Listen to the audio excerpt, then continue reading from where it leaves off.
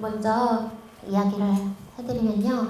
먼저 부모의 사망이나 질병, 학대 등의 이유로 가정이 아닌 그런 보호시설에서 자라는 청년을 자립준비 청년이라고 해요.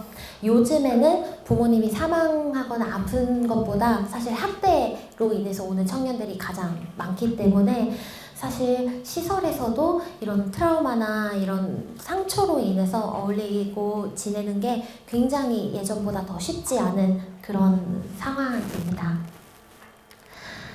그래서 예전에는 보호종료 아동이라고 불렀는데 이게 그 보호관찰이나 이렇게 좀 용어가 좀 혼동될 수가 있어서 현재는 조금 더 긍정적인 의미를 담아서 자립준비 청년이라고 네이밍이 되었고요.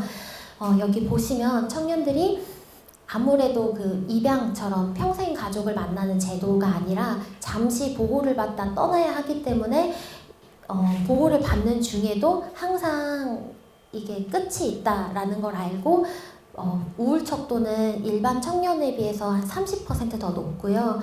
불안 척도는 한 2배 이상 높은 걸로 이렇게 나타나 있습니다. 그리고 보통 저희 청년이요, 대한민국에서 29.8세가 되면 자립을 한다고 해요. 그런데 그리고 독립을 이제 해야 된다라는 평균 나이가 28세인데 이제는 그래도 친구들이 만 24세까지 연장은 되었지만 시설의 환경에 따라서 여전히 20살이 되면 바로 나와야 되기 때문에 10년 정도 자립이 빠른 친구들이 있고요. 그리고 조금 예전 자료긴 한데 자립준비 청년의 거의 70%가 넘는 친구들이 기초생활수급자가 돼서 이들이 생계를 유지하는 것만으로도 조금 더 급급하기 때문에 일반 청년들보다 좀 더 꿈을 준비하는 시간이 적은 게 지금 현재의 상황입니다.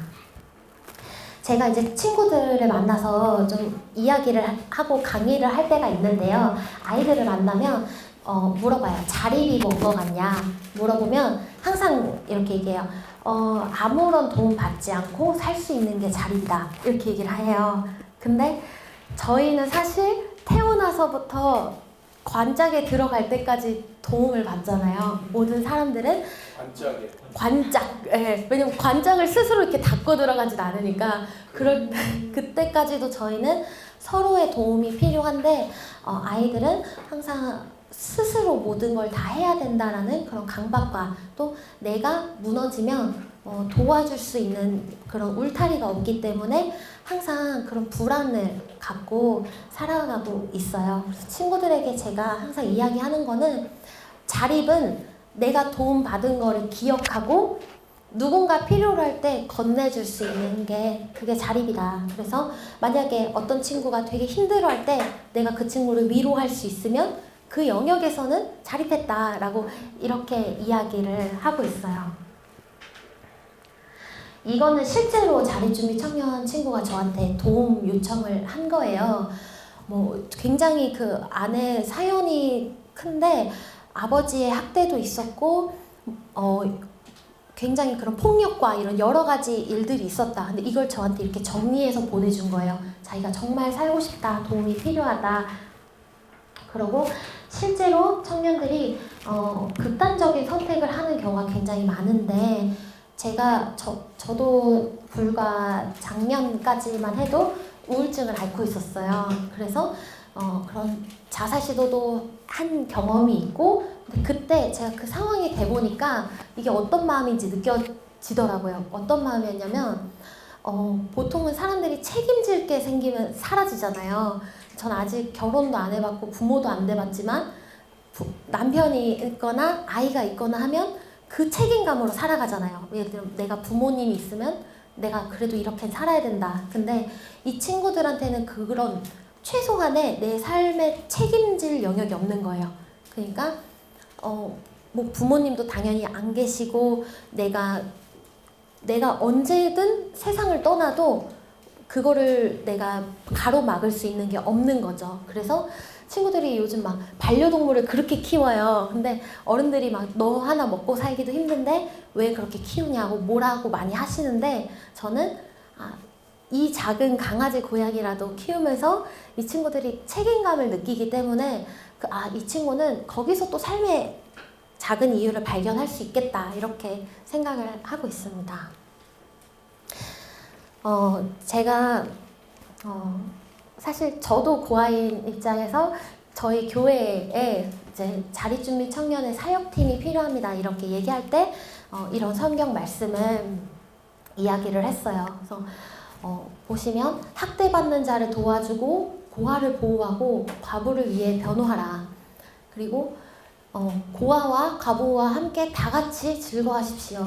거룩한 곳에 계시는 하나님은 고아의 아버지시고 과부의 보호자시다. 그리고 깨끗하고 순수한 신앙은 어려운 처지에 있는 고아와 과부들을 돌봐주고 자신을 지켜 세속에 물들지 않는 거다. 그리고 11조는 레위인과 외국인과 고아와 과부에게 주어 이렇게 성경에서 고아와 과부, 약자를 어떻게 우리가 함께 해야 되는지에 대한 말씀을 하고 있어요. 그런데 대부분의 청년들이 주위에 좋은 어른이나 붙들어줄 수 있는 사람이 없기 때문에 사실 되게 극단적인 선택을 하게 되는 거거든요. 저도 제가 21살 때 집이 없어진 적이 있었어요. 그러니까 보증금을 넣어놨는데 그때 저희 집 고양이가 창밖으로 뛰어내렸는데 외제차를 찌그러뜨려서 보증금을 빼서 물어주고 저는 이제 고양이랑 나와야 되는 상황이었던 거예요. 근데 그때 제가 고양이랑 지낼 수 있는 숙소를 찾아서 막 전전하는데 그때 제가 정말 많은 유혹을 받았어요. 어린 여학생이 돈을 쉽게 벌 수 있는 유혹이 너무 많은 거예요. 근데 그때 진짜 내가 하나님이 없었으면 나는 그렇게 선택했겠다 싶을 정도로 너무 무섭고 위험하니까 그런 시기들이 있었는데 그때 저의 지금 전도사님이 되셨던 멘토님께서 그렇게 살면 안 된다. 하나님이 너의 삶을 지켜보고 계시다.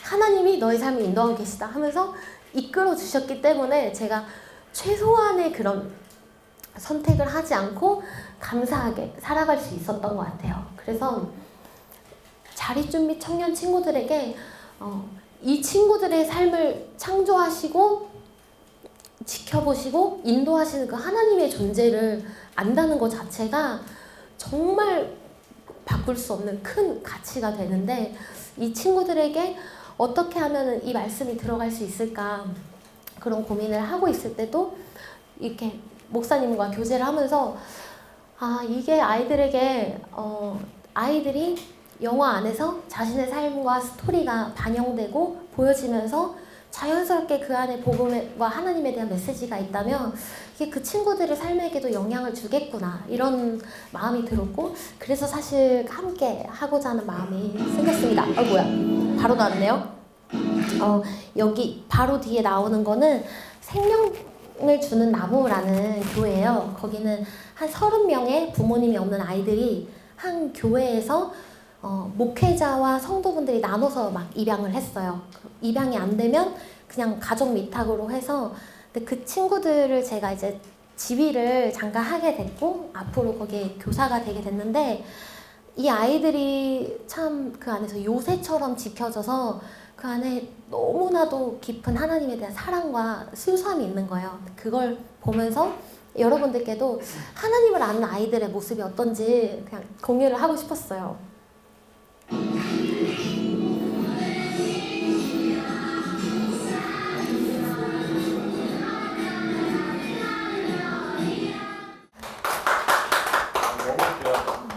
제가 자립준비 청년 친구들에게도 이렇게 이야기를 하고 자립준비 청년에 대한 편견과 선입견이 있을 수 있는 다른 분들께 소개를 할 때도 이 비유를 들어요. 이게 뭐냐면 운석이 이렇게 떨어지면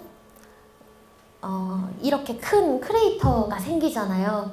근데 이거를 막 억지로 메우려고 하면 사실 정말 시간과 돈이 많이 들 수 있는데 여기에 자연스럽게 물이 고여서 거기가 샘이 되면 주위 동식물을 다 살릴 수 있는 그런 샘이 될 수 있다. 그래서 자립준비 청년은 일찍 상처를 얻은 만큼 먼저 그릇이 될 자질을 가졌고 여기에 물이 고여서 샘이 될 때 정말 많은 사람들을 부유하게 할 수 있는 그런 사람들이다.